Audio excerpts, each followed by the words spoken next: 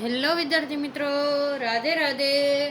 તો આજે આપણે ટેટ વનના જે સુપ્રીમ કોર્ટનો આદેશ છે કે વર્ષમાં 2 વાર પરીક્ષા લેવાની છે, તો એના વિશે તમને શું લાગે છે? તો કે તમને શું લાગે છે, વર્ષમાં 2 વાર ટેટ લેવાશે? પરીક્ષાનું કેલેન્ડર આવશે ટૂંક સમયમાં? તો કમેન્ટ કરજો, તમને શું લાગે છે. તમારા અભિપ્રાયો આપણે આજે કમેન્ટમાં માગી રહ્યા છીએ. જે પણ આપણો વિડીયો જોઈ રહ્યા હોય ને મિત્રો, એ કમેન્ટમાં જરૂરથી લખશો કે રાજ્ય પરીક્ષા બોર્ડ 2 વાર એક્ઝામ લેશે કે નહીં વર્ષમાં, બરાબર. અને આપણો વિડીયો સારો લાગે તો લાઈક કરી દેજો, ચેનલને સબસ્ક્રાઈબ કરી દેજો, બરાબર. તો આપણે હવે વિડીયોને ચાલુ કરીએ છીએ, પણ કમેન્ટ કરવાનું ના ભૂલી જતા. તમને આજે 2 પ્રશ્ન પૂછ્યા છે, બરાબર. વર્ષમાં 2 વાર ટેટ લેવાશે કે નહીં, તમારો અભિપ્રાય કમેન્ટમાં આપવાનું ના ભૂલતા, બરાબર. તો કે વર્ષમાં 2 વાર ટેટ લેવાશે કે નહીં, તો કે 99% લેવાવાના એંધાણ દેખાઈ રહ્યા છે. 99% લેવાશે. શું કામ લેવાશે? કે કોર્ટ આદેશ છે એટલા માટે.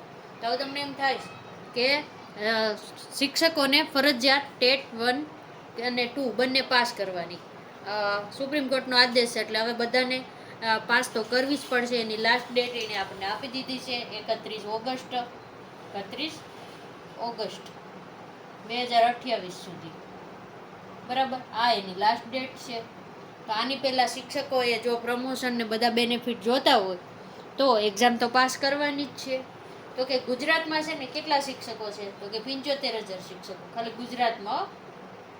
જો ગુજરાતમાં 75,000 શિક્ષકોએ આસપાસ, એટલે આપણે ફિક્સ આંકડો ન કહી શકીએ, પણ 75,000ની આસપાસ 1 થી 8 ધોરણના શિક્ષકોને ટેટ પાસ કરવી પડશે. હવે 1 થી 8 ધોરણ, 1 થી 8 ધોરણ બધું આવી જશે. 8 ધોરણ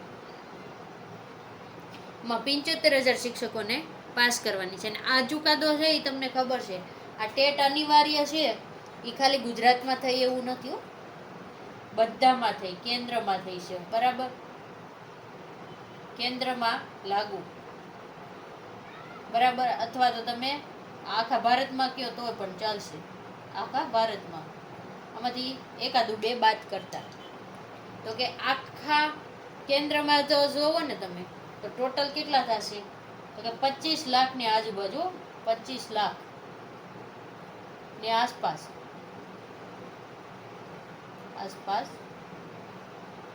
શિક્ષકોએ પાસ કરવી પડશે.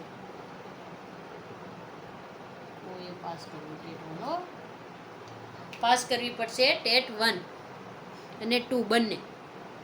1 થી 5માં શિક્ષક છો તો ટેટ 1 પાસ કરવાની છે, 1 થી 6માં શિક્ષક છો તો તમારે ટેટ 2 પાસ કરવાની છે. તો તમે તૈયારી આજથી જ ચાલુ કરી દેજો. હવે આમાં કોઈ પણ સમય મર્યાદા વધારવાનો નથી. સુપ્રીમ કોર્ટે 1 વર્ષની સમય મર્યાદા તમને વધારી દીધી છે, કે પહેલાં 31 ઓગસ્ટ 2027 લગીન હતું, અત્યારે હવે 1 વર્ષની વધારી દીધી વેલિડિટી, અને તમને 2028 લગીનમાં કીધું છે. તો કે તમારે શું કામ પાસ કરવી પડશે, તો કે તમારે જો નોકરીમાં બઢતી જોતી હોય, કે 9 વર્ષે તમે જો નોકરીમાં લાગ્યા હોય તો 9 વર્ષે, 20 વર્ષે અને કંઈક 30 કે 31 વર્ષે તમારે ઉચ્ચતર હોય, ઉચ્ચતર પગાર મળે ને તમને, બરાબર. જો તમારે એ બધા લાભ જોતા હોય તો તમારે ટેટ પાસ કરવી ફરજિયાત છે. હવે તમને શું લાગે છે કે વર્ષમાં 2 વાર ટેટ લેવાશે, તો કે 99% લેવાશે. 99 નહીં પણ 99.99% કયો ને તો પણ લેવાશે. આપણે આટલું વિશ્વાસથી શું કામ કહી શકીએ છીએ કે લેવાશે?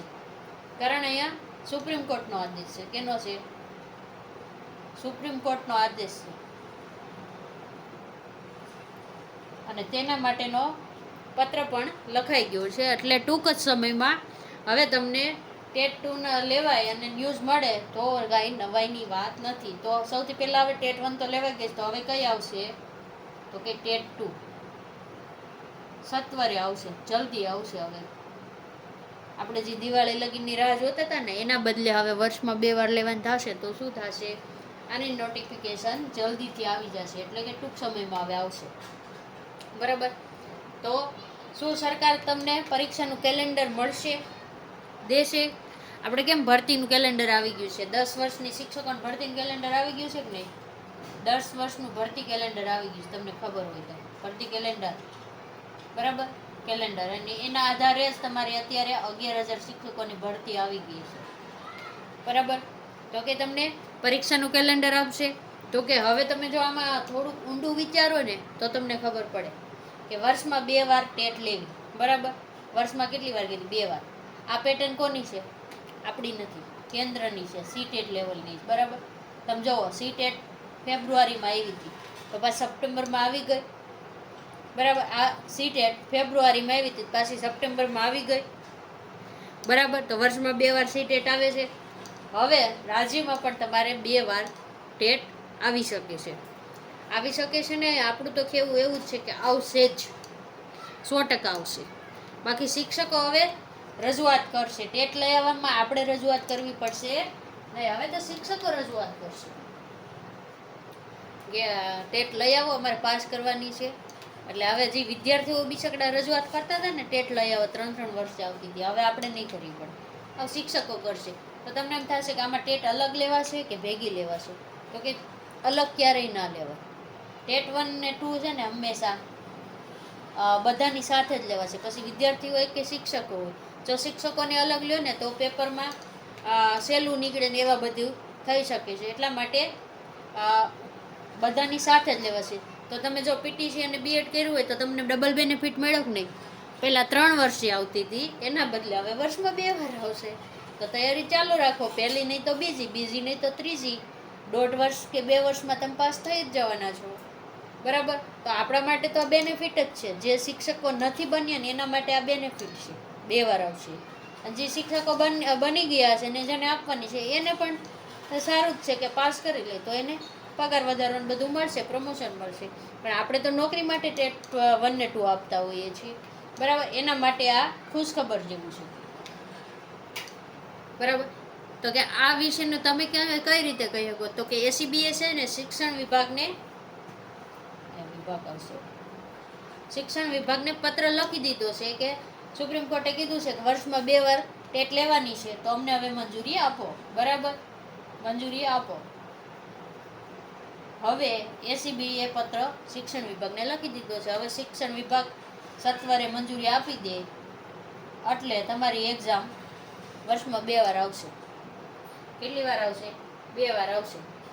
અને આમાં તો શિક્ષકોને સુપ્રીમ કોર્ટે છે ને થોડુંક કીધેલું પણ છે. સુપ્રીમ કોર્ટનું કેવું હતું, શિક્ષકો માત્ર પોતાની નોકરી બચાવવાનું જ વિચારવા જેટલા સ્વાર્થી ન બને, ગુણવત્તાયુક્ત શિક્ષણ આપવા માટે અંગે પણ વિચારે, બરાબર. તો કે કેમ એમ કેવું પડ્યું કે આ શિક્ષકોએ પિટિશન કરી હતી ને અમારી ટેટ ન લ્યો ને એ બધું ચાલતું હતું, તમને ખબર છે કે કેસ હાલતો હતો, બરાબર. એનો ફાઇનલ ડિસિઝન આવી ગયું એટલે જ ટેટ અનિવાર્ય કરી દીધી છે. અને ટેટ અનિવાર્ય ક્યાં એક્ટ આધારિત કરી? તો આપને ખબર છે સુપ્રીમ કોર્ટે કીધું RTE 2009, બરાબર.